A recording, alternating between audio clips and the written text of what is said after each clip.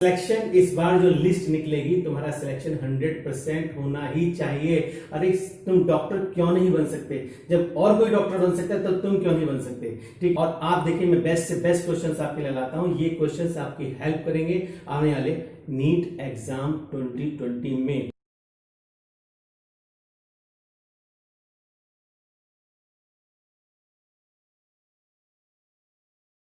Okay, इस question में dear क्या है, देखिए कि in the equation y is equal to a sin omega t minus kx, t and x stands for time and distance respectively. Obtain the dimensional formula of omega. ठीक है, omega क्या होता है हमारे पास? एंगुलर वेलोसिटी होती है। अब question को देखिए, इसको आप इमीडिएटली कंपैरिजन किए, y is equal to a sin theta and theta is the angle. तो क्या है ओमेगा टी माइनस के एक्स, यानी कि ओमेगा टी और के ये एंगल को रिप्रेजेंट कर रहे हैं, और एंगल जो है वो डायमेंशन लेस होता है। तो वैल्यू कैसे निकालेंगे कि omega T is equal to dimensional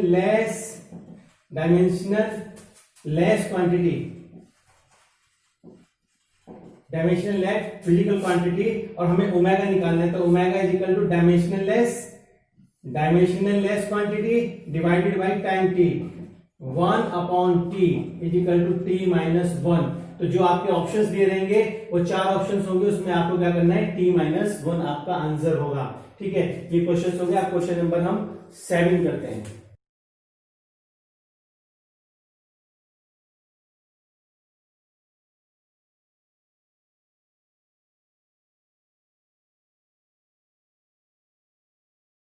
dear students, आपके सिलेक्शन को कोई नहीं रोक सकता, पता है आपको, क्योंकि आप तैयारी कर रहे हैं और मेरे चैनल से जुड़े हुए हैं। The dimensional of 1/2 epsilon not E square. तो हमें इतना पढ़ने का टाइम ही नहीं है, सीधे सीधा करो 1/2 एप्सिलॉन नॉट ई स्क्वायर। तो एप्सिलॉन नॉट पता रहता है क्या रहता है, epsilon not permittivity of the free space, और जो कैपिटल ई है वो क्या है आपका इलेक्ट्रिक फील्ड।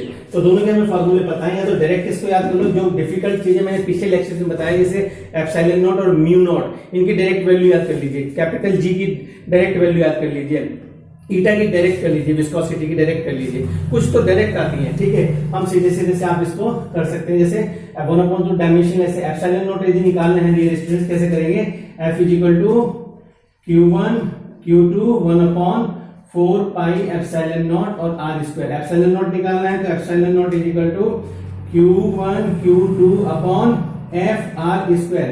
तो epsilon naught is equal to, ये चार्ज हो गया 80, Q is equal to IT होता है। अब F हो गया m l t minus 2, force m mass into acceleration, और ये हो गया आपका डिस्टेंस। डायरेक्ट हम इसको करेंगे तो कैसे करेंगे, देखो m ऊपर चला जाएगा तो ये वैल्यू हो जाएगी आपकी m minus 1, okay, l power 3, l minus 3। अब रह गया t माइनस 2 यहाँ पर है, t के स्क्वायर यहाँ पर है, तो t पावर 4, और रह गया a, तो a स्क्वायर। ये तो होगी एप्सिलॉन नॉट की वैल्यू। अब निकालना है e, तो E होता है, E इज इक्वल टू होता है हमारे पास, E इज इक्वल टू होता है F अपॉन Q।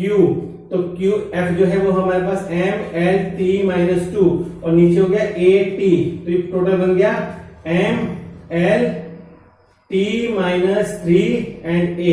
अब इनको आप रख दीजिए, मैं इसको रब कर रहा हूं ऊपर वाले पार्ट को। यहां से देखिए, इतने हिस्से को हटा देते हैं यहां से, और कंपटीशन की तैयारी के लिए जी जान से कोशिश करनी पड़ती है डियर स्टूडेंट्स। ये इतना आसान खेल नहीं है, लेकिन अगर स्मार्ट स्टडी करोगे तो आप इसको जरूर, इस बैरियर को तोड़ दोगे। तो 1/2, तो ये तो रहेगा नहीं, एप्सिलॉन नॉट ई स्क्वायर। तो देखिए एप्सिलॉन नॉट की वैल्यू डालेंगे, सीधे सीधे क्या करेंगे हम, डायरेक्ट हो गया m minus 1 l minus 3 t power 4 और a square.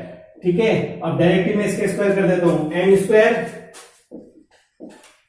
l square t minus 6 and a power 2। ये हमारे पास इधर का वैल्यू हो गई। तो अभी इसको निकालने के लिए बैठे तो क्या होगा, तो देखिए ये हो गया हमारे पास m माइनस, तो यहाँ पे माइनस आ जाएगा, इसमें देखेंगे तो ये होगा m, यहाँ पे देखिए एक पावर 1 हो गई m, ये हो गया l माइनस 3 l की पावर 2, तो ये बच गया m l माइनस 1। और देखिए ये a स्क्वायर से ये स्क्वायर कैंसिल, t की पावर 4 और t की पावर माइनस 6, तो t की पावर माइनस 2। तो डियर स्टूडेंट्स, पार्ट बी जो है that would be the right answer. Okay, now question आप 8 लेते हैं।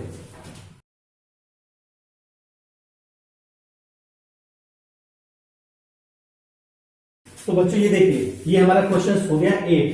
Right the dimensions of a upon b in the relation f is equal to a under root x plus b t square, where f is the force and x is the distance and t is the time. अब हमें questions निकालना है, तो देखिए हम क्या करेंगे, f is equal to a under root x, क्योंकि हमें a फाइंड आउट करना है, तो a is equal to f upon under root x। इसको हम निकालेंगे F M L T minus 2, because force is equal to mass into acceleration. ये सब बच्चों को पता है, इसमें कोई प्रॉब्लम नहीं। Under root x means L, इसको दोबारा लिख सकते हैं एम एल टी माइनस 2, और ये हो गया हमारे पास एल पावर 1/2। तो ए की वैल्यू यदि हम निकालते हैं तो ए की वैल्यू आ जाएगी एम, देखिए एल पावर है 1 और एल पावर है 1/2, तो इसे करेंगे तो आ जाएगा L power 1/2 and T minus 2।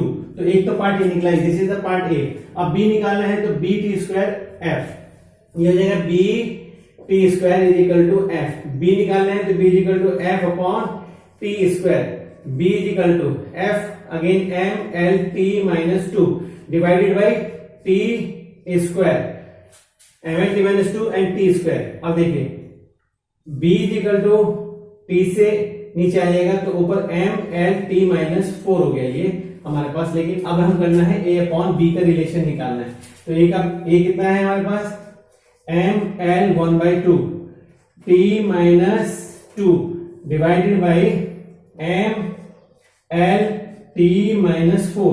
अब रिजल्ट निकालिए कैसे, एम से तो एम कैंसिल हो जाएगा। देखिए अब एल की पावर है हमारे पास, एल ऊपर जाएगा, बच जाएगा -1, तो एल 1/2 एंड -1, तो देखिए जरा 1/2 एंड -1, तो हो जाएगा हमारे पास -1/2। तो यहाँ आ जाएगा एल की पावर, एम तो यहाँ पे हो गया 0 और एल की पावर हो गई -1/2। अब देखिए टी की पावर है -4, ऊपर जाके पॉजिटिव में कन्वर्ट होगी, बचेगी टी स्क्वायर। तो हमारे पास कौन सा पार्ट है, part D is the correct answer, am naught L -1/2 and T square. अब आ जाए क्वेश्चन नंबर 9 पर।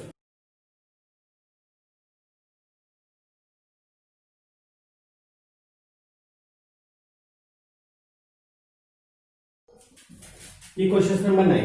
इस क्वेश्चन पे डियर क्या करना है, देखो कि the rotational kinetic energy of the body is given by E = 1/2 I omega square. I होता है मोमेंट ऑफ इनर्शिया, ओमेगा होता है एंगुलर वेलोसिटी, और E जो है हमारे पास वो है क्या, E को हम क्या बोल सकते हैं, एनर्जी। ठीक है, अब सीधे सीधे से हम फॉर्मूला निकालना है, हमें I का वैल्यू निकालनी है, तो I = क्या हो जाएगा, I = E upon omega square. देखिए I = E upon omega square, तो E की जो वैल्यू है वो हमारे पास होगी ml² t - 2, क्योंकि एनर्जी का फॉर्मूला होता है ये होगा ओमेगा। तो ओमेगा क्या होता है, ओमेगा = थीटा अपॉन टी होता है, ओमेगा = थीटा अपॉन टी। ये कैसे है, ये है एंगुलर डिस्प्लेसमेंट अपॉन टाइम। तो एंगुलर डिस्प्लेसमेंट जो एंगल है उसकी कोई डायमेंशन नहीं होती, तो ये हो जाएगा हमारे पास t - 1 एंड ये हो गया स्क्वायर। तो अब हम इसको देखिए कैसे कर सकते हैं, I = ml²,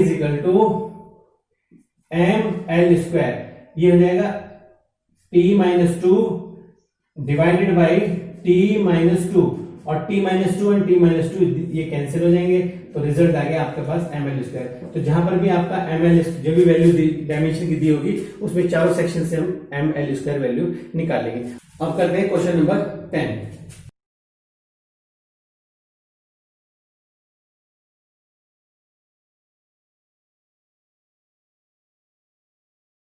अब देखो बच्चों, the physical quantities not having the same dimensions are a momentum and Planck constant, stress and Young modulus, torque and work, speed and 1/√μ0 epsilon naught. मुझे इस क्वेश्चन को कई बार करना पड़ रहा है। एक मोटरसाइकिल वाला बाहर से बहुत तेजी से बुलेट चला के ले जा रहा है, तो साउंड बहुत ज्यादा आ रही है। ठीक है, अब हम यहाँ कोशिश करते हैं समझने की। देखिए मैंने पिछले लेक्चर्स में आप लोगों को बता रखा है, सब बच्चों को बता रखा है कि कुछ फिजिकल क्वांटिटीज रहती हैं उनको हम डायरेक्टली याद कर सकते हैं। ठीक है, उनके डायमेंशंस को हम याद कर सकते हैं, तो हमें पता रहेगा एग्जाम टाइम में हमें अलग अलग से नहीं निकालनी पड़ेगी। जैसे टॉर्क एंड वर्क, ये दोनों एक जैसी, इनकी डायमेंशन एक जैसी होती है।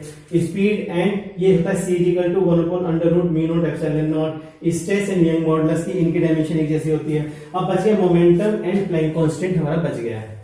अब देखिए हमारे पास क्या करें कि मोमेंटम होता है P = mv, तो v को हम इस तरह से लिखते हैं, तो ये हो गया मास और L T-1, एक तो डायमेंशन ही बन गई इसकी।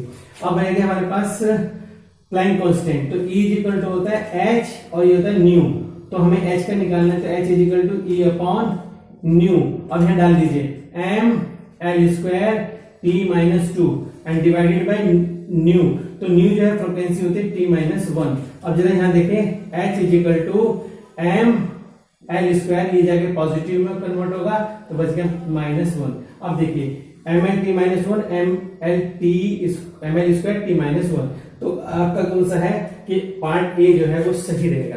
ठीक है, तो डियर स्टूडेंट्स मेरे वीडियो के साथ आप बने रहें, लाइक करें, शेयर करें मेरे वीडियोस को और चैनल को सब्सक्राइब कर दें, क्योंकि मैं आपके इस एग्जाम में कम से कम 500 क्वेश्चंस आपको देने वाला हूं जो कि आपके लिए बड़े हेल्पफुल रहेंगे। वो क्वेश्चंस आएंगे और यदि वो क्वेश्चंस नहीं आए तो उन पर बेस्ड क्वेश्चंस आएंगे। And thanks for watching my dear students, we will see in the next video and if you have any problem then write in comment box, I try to solve your problem. Thank you.